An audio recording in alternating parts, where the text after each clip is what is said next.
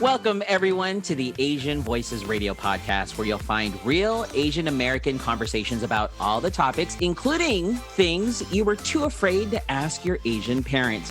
I am Hula Ramos, your host, and once again, joining me for another podcast is my co-host, Linda Schwartz. How are you doing, Linda? I'm doing fantastic. What up, people? I'm stumbling today with my words. I'm sorry. I'm going to calm down. Is it because, for those that listened to episode 1, which had all about Linda, you found out she's a new mom. And is it because, how is everything going being a new mommy? Is that why you're stumbling? Oh, I'm just getting my brain cells back. So, yes, it is there. My brain is finally firing the way that it should.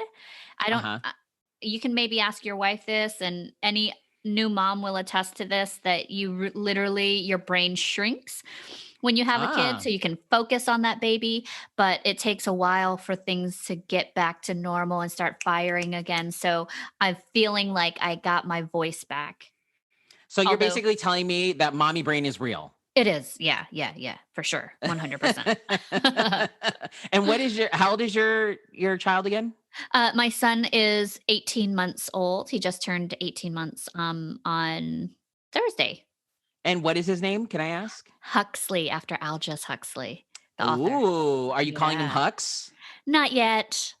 Are you gonna nickname him Hux? I think that's a cool nickname. I think so, but right now we're calling him Huxley, so he knows his name. But we're also I'm trying to stop calling him baby, because we're trying to encourage him to wean, and we're telling him that he's not a baby anymore and that he's a big boy. But he'll point to my nipple and he'll say, "Baby," and I'm like,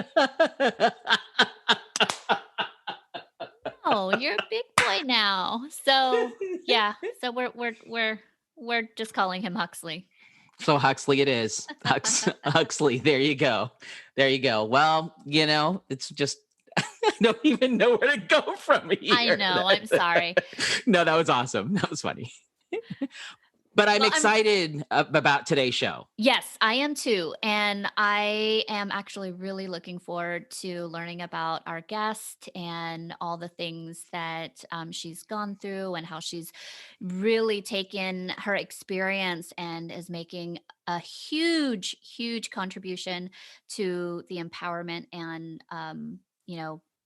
just freedom of women all around the world. So, absolutely. And as a dad of 2 young girls, specifically, I will say that I'm going to be listening to this show intently, and I know my wife is going to be listening too. For those that, just to let y'all know, if you didn't read the show notes, today's show will be discussing sex trafficking, and our special guest joining us today has spoken in over 100 engagements at universities and colleges, law enforcement agencies, and symposiums globally. She's recognized as a renowned speaker and expert on the issues of human trafficking. And if you want to find out more about her before, if you forget, you can write this website down. It is iamchongkim.com. Again, iamchongkim.com. Ladies and gentlemen, please welcome Chong Kim to the show. Hi, Chong. Hi. Thank you for having me. No, thank you for joining us. We really appreciate it. And gosh, there's just so much to ask you. Like I said, I'm a parent of 2 young daughters. And when I hear the word sex trafficking, I'm not going to lie, like my butt puckers. And I'm like, no, I don't want to hear about this. Like, I see too many SUV episodes and NCIS episodes. And you were sex trafficked, right? Is that even a word? Is that a thing? Yes. Okay. Yes, so tell us your story.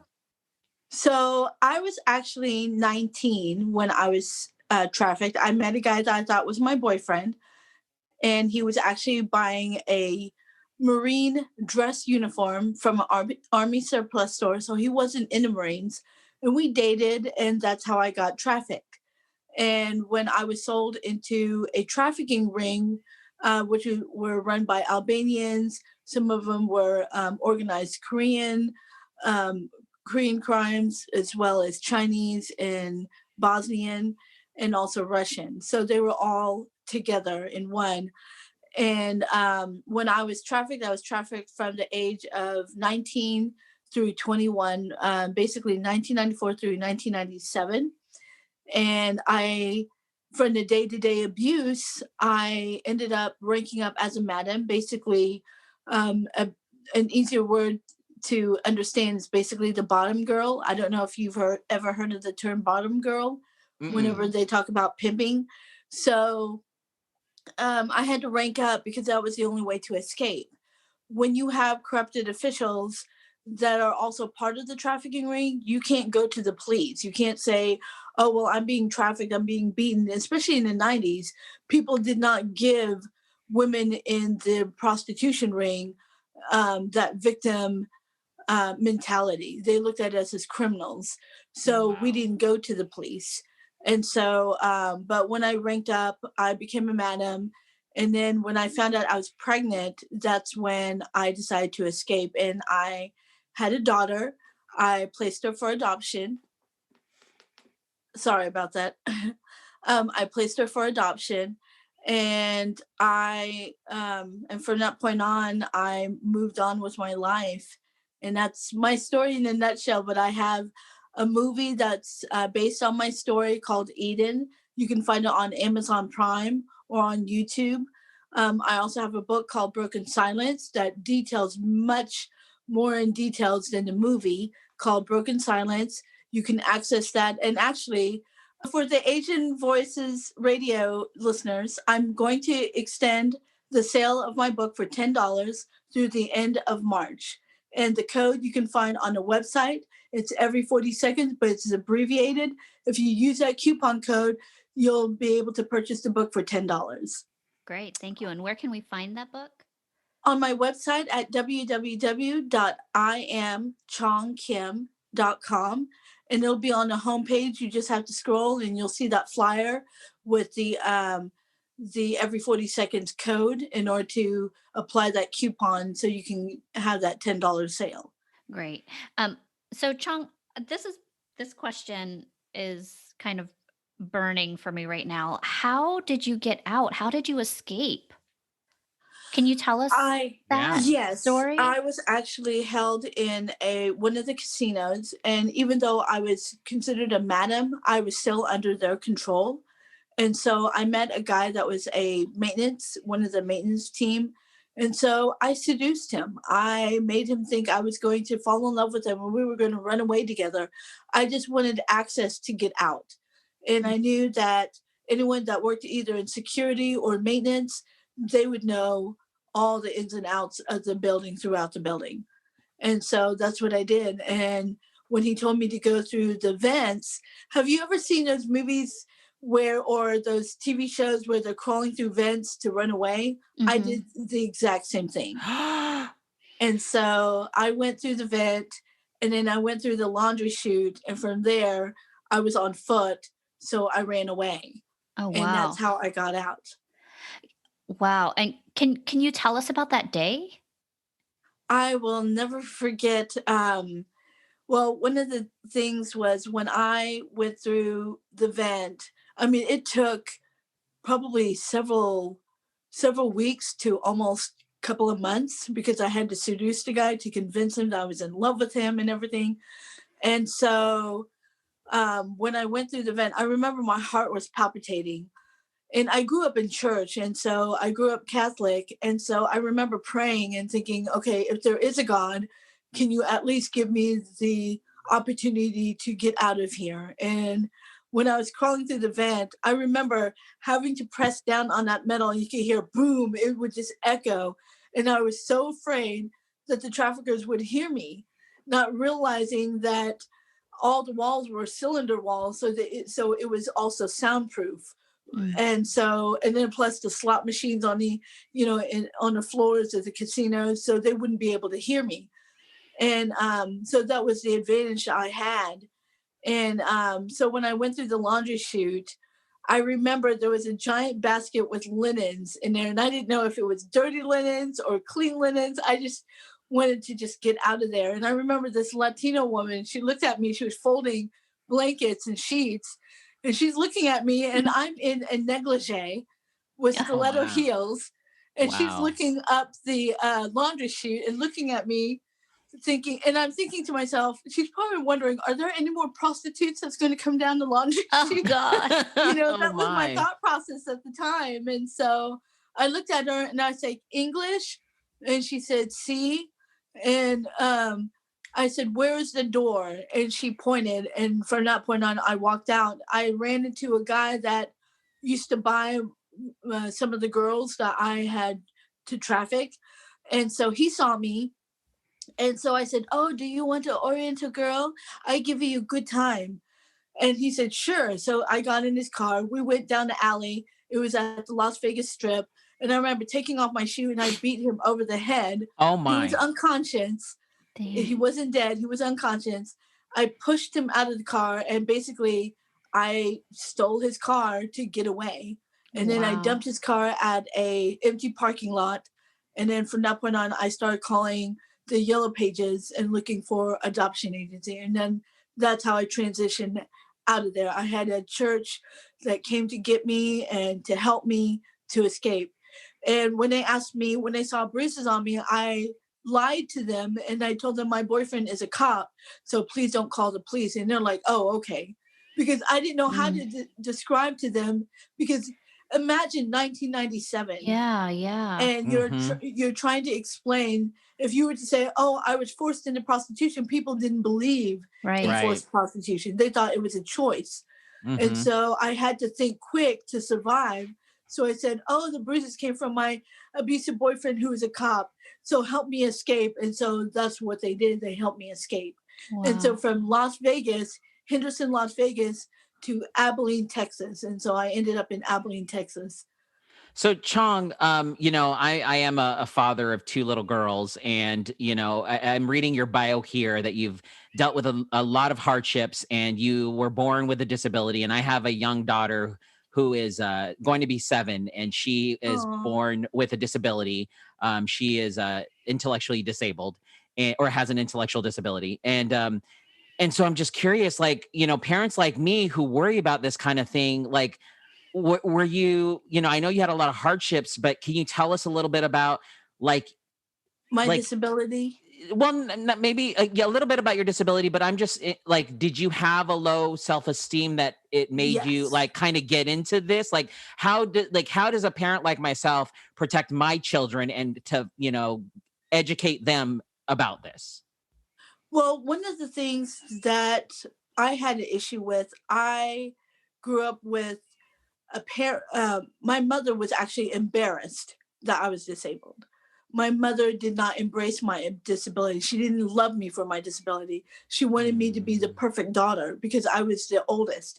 So I walked with a limp. And so my mother would pinch my arm and she said, walk straight. And she would get mad at me.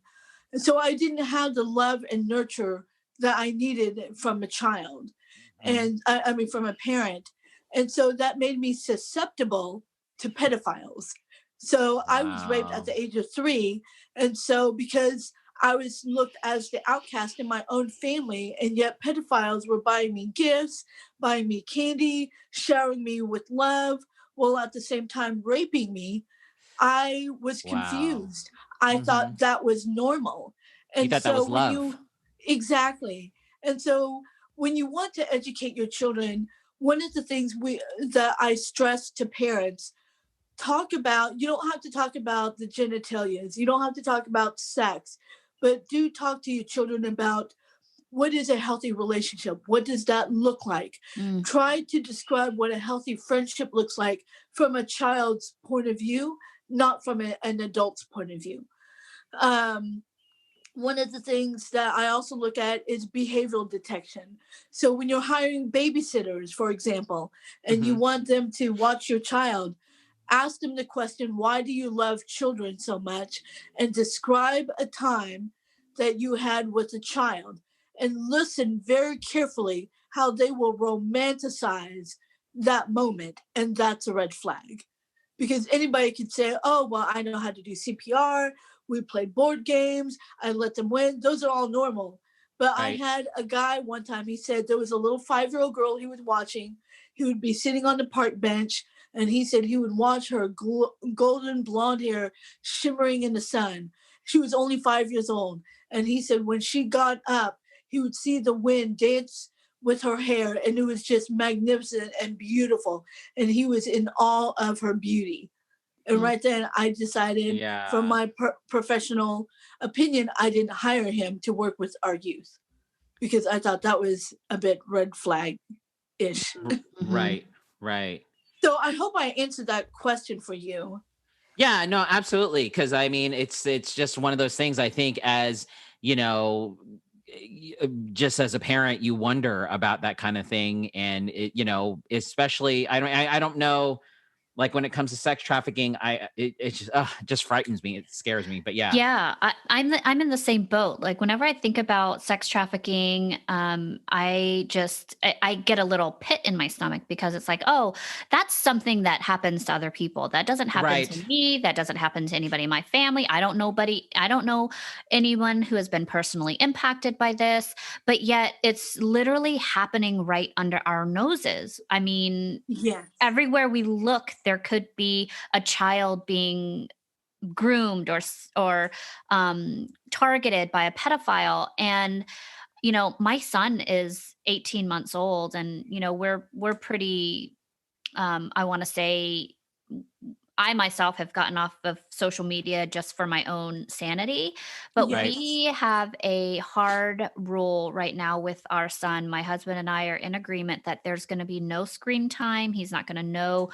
about iPads or phones or computers until he is old enough. And, he hasn't, I mean, he sees, the only thing that he sees right now is the Pandora screen and on our big TV, and he'll go up and he'll dance, and he'll, I have Sade on a lot. So he's like, he points to his auntie Sade and he's dancing.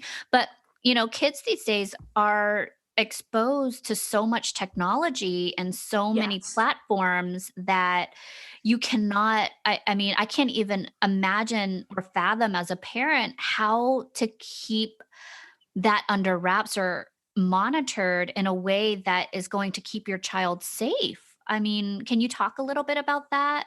Sure. And what the statistics are about children? Yes.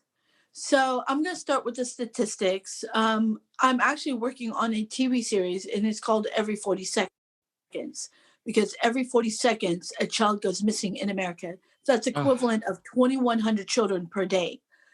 And in 2019, according to the National Crime Victims, they had reported 424,000 children that went missing, and 1 in every 6 child has been trafficked. California is ranked number 1, and Texas is ranked number 2 in the nation. And then the United States is ranked number 2 globally for human trafficking.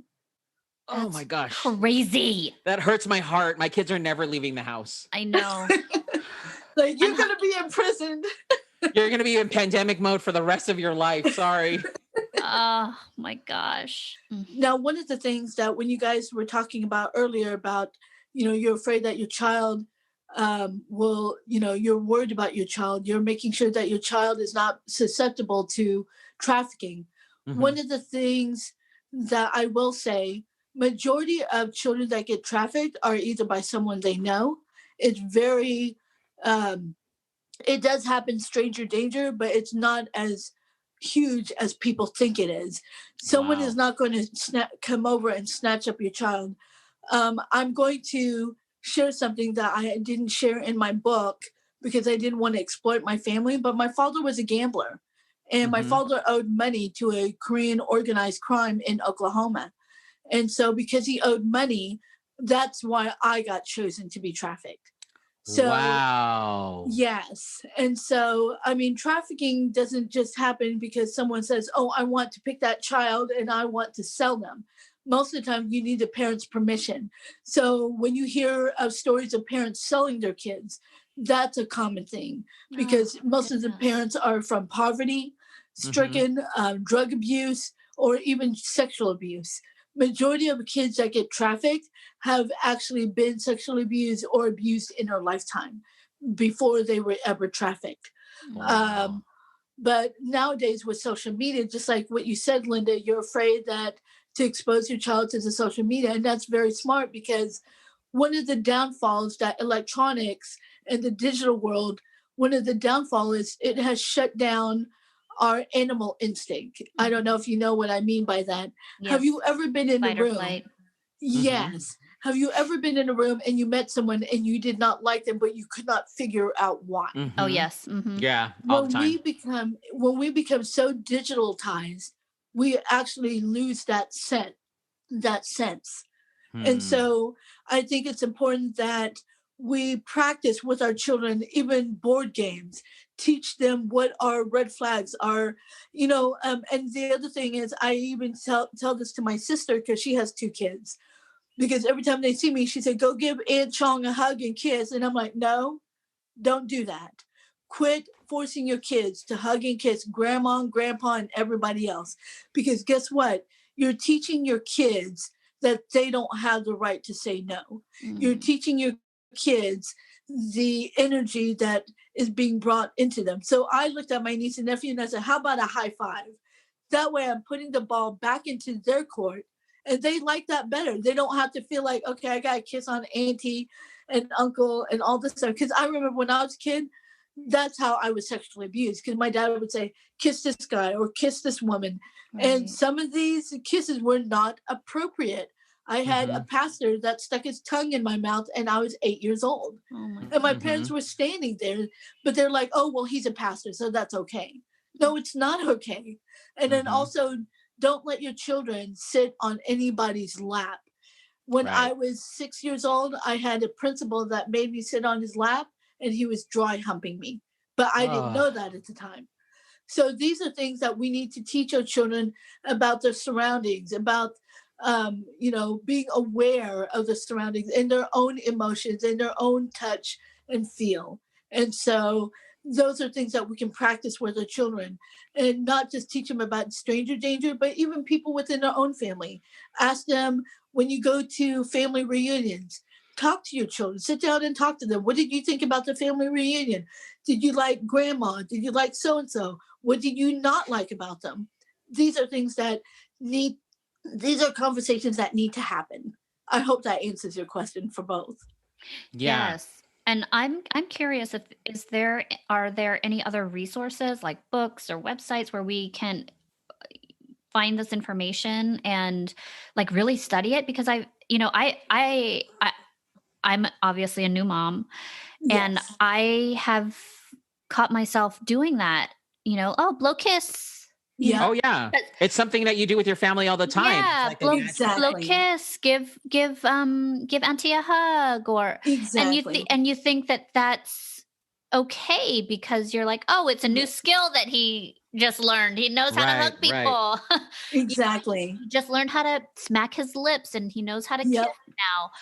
And it almost in a way it's like I'm grooming my kid to give his love away in this way without teaching him the appropriateness and the boundaries and what a healthy relationship looks like and feels like. Exactly. Yeah. Because when we teach our kids go kiss so-and-so, we basically told them they have no boundaries for themselves. Yes. And it's important for them to develop their own boundaries. When you asked me, Linda, there is a website called Net Smarts. It's NETSMARTZ.org. And they talk about pedophilia online stuff, but it mainly focuses more on stranger danger. However, I am planning to start my own podcast to start talking about these curriculum. And I'm also creating PowerPoints and curriculum to start teaching parents how to think like a predator so you can protect your own children. And we need this. Oh yeah, we need that for sure. Absolutely. Yes. So real quick, Chong, can you remind me what is the name of your book? It's called Broken Silence. And as all of this, obviously you share your story, and I mean, does the book move forward into what's happening in your life now, like with projects or advocacy or anything like that? Absolutely. And it also details about my first rape when I was 3 years old. It details about their behaviors. So that's why I'm all about behavioral detection. It gives you insights of what to be aware of with your own child when they start going to school, from bullying to the racism that I went through. It explains everything. I can't emphasize enough. And like I said, it's on sale all the way, and I'm extending the sale to Valentine's Day, so that way you can give your loved ones my book, Broken Silence. Great. Thank you for that. And have any projects you also have a foundation that you're working on for advocacy Yes. work. Can you talk a little bit about that and share that with us? So the advocacy work is actually called Every 40 Seconds Campaign. And we actually don't do direct service. One of the things that we wanted to do, because there's so many nonprofits that do direct service, but they're lacking funding. So we're the foundation that give funding to grassroots organizations, minority-led, female-led, also survivor-led programs, whether it's rescue, whether it's shelter, because there's not enough funds. And I didn't want to reinvent the wheel. And so the nonprofit is called Velvet Brick Foundation. And so being Asian American, I think people underestimate a lot of us Asian Americans because they think we're the model minority. We're the ones that's supposed to keep silent and be quiet and sit in a corner and listen to what we're being told. But we get so underestimated that we're also stronger than how we look. So that's why I went to name it Velvet Brick, because I wanted people to know this is founded by an Asian American survivor who overcame a lot of tragedies and obstacles. And then I'm also working on 2 film projects. Well, one is the film is actually called Chong. It's the aftermath of my trafficking, and I'm working on it with Lisa Belcher. And then I'm also trying to launch my scripted TV series called Every 40 Seconds. And Eli was sharing with me that you love crime shows. This is a crime show. This is actually about a survivor of human trafficking that teaches the FBI how to think like a trafficker, so that way they can solve the cases in time. And I have written up to 8 seasons, the storyline, and then all the cases that they work on are actual cases that I worked with the FBI. Wow. But it's just going to change the names and places. Wow. That's amazing. I can't wait for that because I love these kinds of shows. Yes. Yeah. Oh It's my fascinating. goodness. Yeah. It's fascinating. Can you tell us about one of these Episodes? perhaps? So Give the us a first little one, teaser. sure. So the first episode is actually called Catfish. And it's Oh, actually Oh my about God. a teenage girl that goes online, and she's going on social media to recruit other younger girls. And so from there, that's when I have the character. Her name is Priscilla. She's going to be the survivor in the show, and and the FBI is stuck on this case. So they look for Priscilla, who is a survivor, and they said, "We need your help." And she says, "Okay, but do you know how to think like a trafficker?" And they're like, "No, we have to think like investigators." She goes, "No, you're never going to find them."